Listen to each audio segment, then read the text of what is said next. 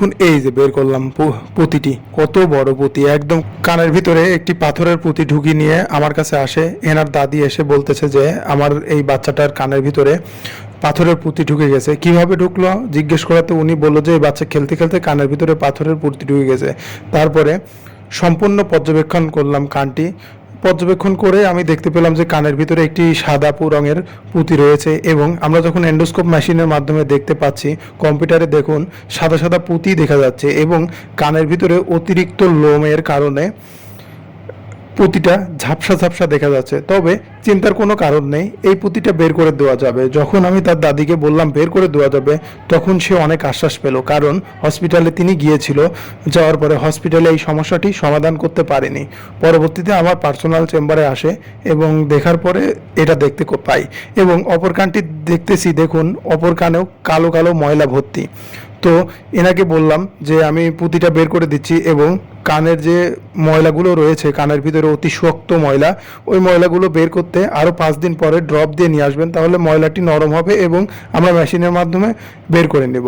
এরকম এবার ভাইয়ার কাছে দিলাম যে সুন্দর করে ধরে বসুক। ওই বাচ্চাটির ভাইয়া সুন্দর করে ধরে বসলো। বসার পরে আমি খুব সতর্কতার সাহায্যে কানের ভিতরের থেকে পুঁতিটি বের করলাম। আপনারা ভিডিওতে দেখতে পাচ্ছেন কিভাবে বের করছি, খুবই সতর্কভাবে লাইট দিয়ে।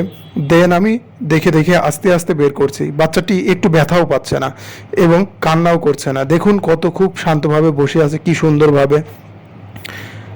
এবার দেখুন এই যে বের করলাম পুঁতিটি, কত বড় পুঁতি, একদম কানের ভিতরে পুরো কান ভর্তি হয়েছিল এই পুঁতির কারণে। কানের ভিতরে কিছু শুনতেও নাই পুঁতির জন্য। দেখুন কত বড় পুঁতিটি। এই পুঁতিটি খেলতে খেলতে এই বাচ্চারা নিয়ে এনেছে। এরকম মাঝে মাঝে আমার চেম্বারে অনেক পেশেন্ট আছে, কানের ভিতরে নাকের ভিতরে অনেক কিছু ফরেন বডি নিয়ে থাকে।